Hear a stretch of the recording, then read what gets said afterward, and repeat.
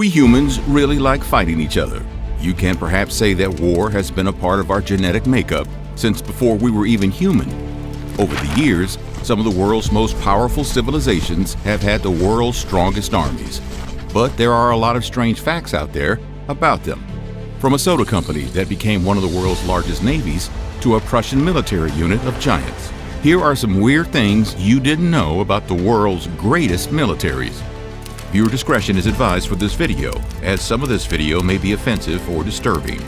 We, the makers of this video, in no way support or condone the actions of the subjects featured.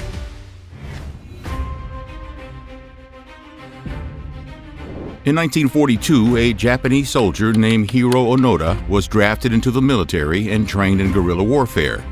At the time, the Japanese military had what were called the Senjin-kun battlefield code instructions, which told Japanese fighters that instead of being taken prisoner, they should take their own lives. It was the code that encouraged the infamous kamikaze pilots who flew their planes into Allied ships during the Pacific Theater. Onoda, however, was explicitly told not to take his own life. In 1944, he was sent to the Philippines with orders to destroy an airfield on the island of Lubang. When he failed, he and 3 of his men fled into the jungles of the island and stayed there for the next 29 years. When Japan surrendered in August of 1945, leaflets were dropped across the island to inform any remaining combatants that the war was over. Onoda considered them fake news. He even thought that the newspapers dropped on the island were Yankee propaganda and remained in the forest. For the next 3 decades, he and 3 of his men waged their own guerrilla war on the citizens of Lubang, filled to the brim with Japanese nationalism and the idea that World War II was still in full swing. By 1972, Onoda's 3 other fellow combatants had all been killed. He remained a lone guerrilla fighter for 2 more years, until he met a Japanese explorer named Norio Suzuki. Suzuki eventually brought Onoda's commanding officer during the war, who was by then an old man working as a bookseller, to meet him. Onoda was finally convinced and returned to Japan a hero. He even wrote a best-selling memoir about his mistaken crusade, which resulted in him eliminating quite a few innocent Filipino islanders for a cause that had long been abandoned.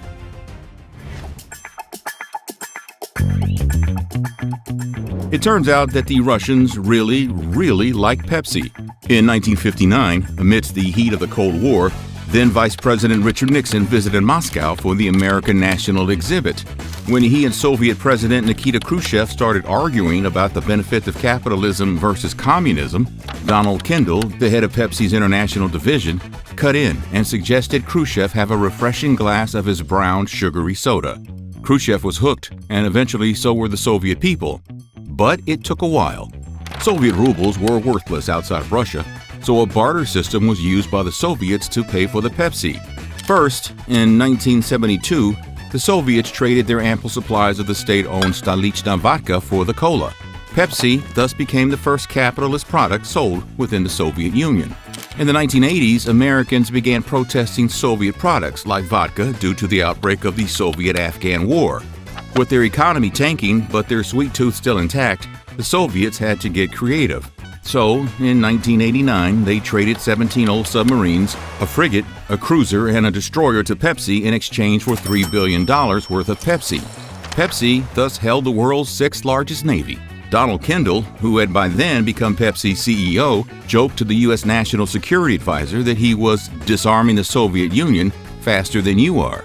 But did Pepsi take that fleet and begin terrorizing the world's waters?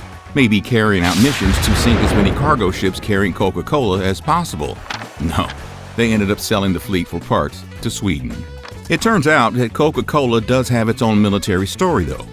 During World War II, Coke carried out a massive campaign to keep as many Allied soldiers as coked up as possible. They created the Technical Observer Program, which distributed more than 5 billion bottles of Coke to soldiers during the war.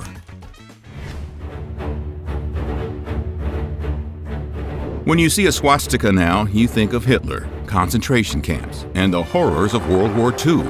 But the symbol is ancient. It has roots going back to millennia in India.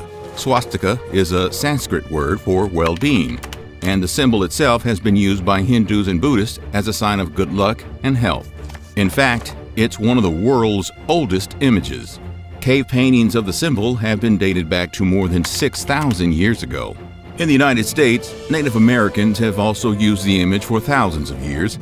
For the Navajo, it represented the sacred image of a worldly log, and it was used in healing rituals. In 1920, when the 45th Infantry Division was organized from units of the Oklahoma National Guard and troops from Arizona, Colorado, and New Mexico, their uniforms initially featured the swastika on their shoulder sleeves. This was a nod to the many Native Americans who were serving in the 45th at the time and came from southwestern tribes like the Navajo. But then Hitler came along, and we all know how that ended. A few years later, the 45th Regiment abandoned the symbol, and in 1939, they adopted the Thunderbird as the official insignia, another powerful Native American symbol.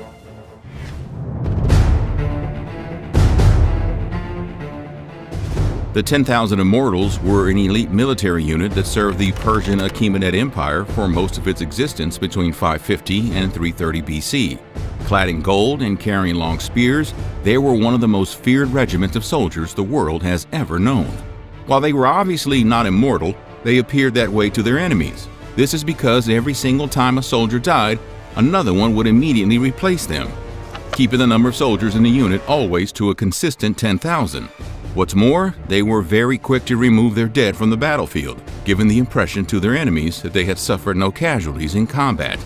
They were first mentioned by the Greek historian Herodotus in the middle of the 5th century BC, who described the lavish lifestyle as these elite, high-class soldiers, writing that they were easily recognized for the huge amount of gold they wore and that they brought covered wagons for their concubines, sizable and well-equipped retinues of slaves, and their own personal provisions, separate from those of the other soldiers. You may also recognize these soldiers from the movie 300, when the god King Xerxes met the Spartan soldiers in a spectacularly fictionalized battle to the death.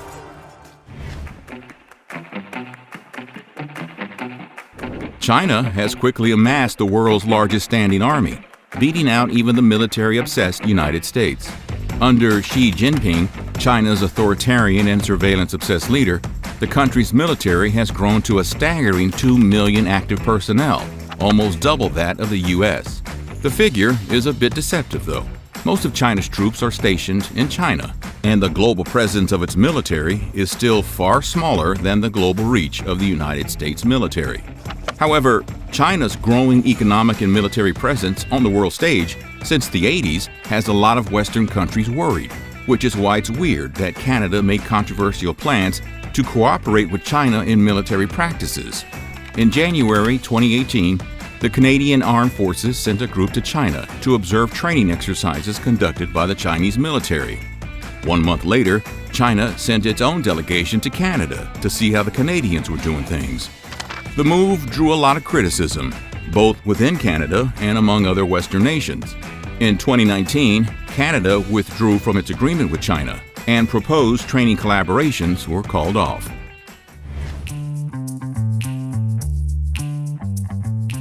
Still, Canada sent its own detachment of military personnel to take part in the World Military Games, because war is apparently a game.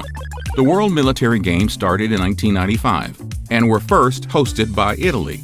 They have a similar format to the Olympics, with Summer Games and Winter Games each occurring every 4 years at staggered 2-year intervals. The last Summer Games were held in 2019 in Wuhan, China. Yes, that Wuhan.